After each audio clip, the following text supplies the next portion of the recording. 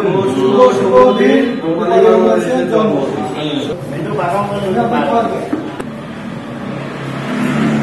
রূপালী বাংলাদেশের আজকে প্রতিষ্ঠাবার্ষিকী এ উপলক্ষে পত্রিকা সংশ্লিষ্ট সকলকে জানাই শুভেচ্ছা অভিনন্দন।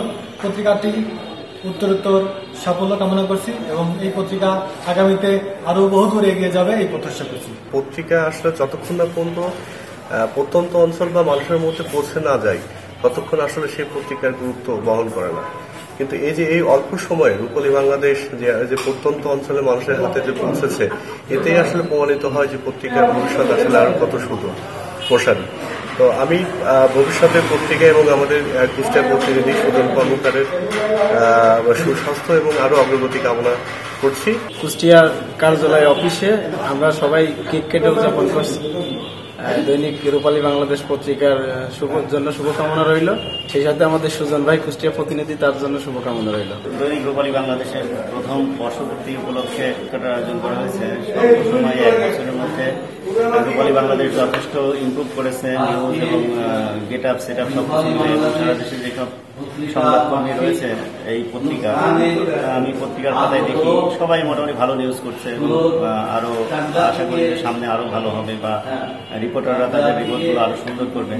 বাংলাদেশে অনেক পত্রিকা রয়েছে, তার মধ্যে এই স্বল্প সময়ে বাংলাদেশ দর্শক এবং পাঠকদের মোটামুটি মন জয় করেছে, সক্ষম হয়েছে তারা তাদের অবস্থান ধরে রাখতে।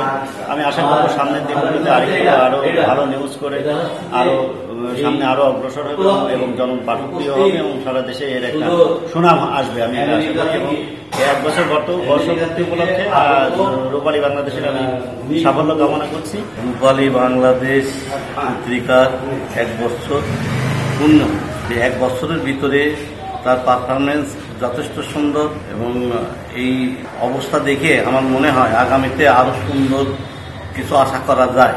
এই পত্রিকার কুষ্টিয়া প্রতিনিধি সহ যারা পত্রিকার সঙ্গে সংশ্লিষ্ট সবাইকে আমার আন্তরিক ধন্যবাদ জানাই। জাতীয় দৈনিক রূপালী বাংলাদেশের প্রথম প্রতিষ্ঠাবার্ষিকী উপলক্ষে পত্রিকার সম্পাদক, সাংবাদিক, কলাকুশলীবৃন্দ, কুষ্টিয়া জেলা প্রতিনিধি সুজন কুমার কর্মকার সহ সকলকে আমার পক্ষ থেকে আন্তরিক অভিনন্দন ও শুভেচ্ছা।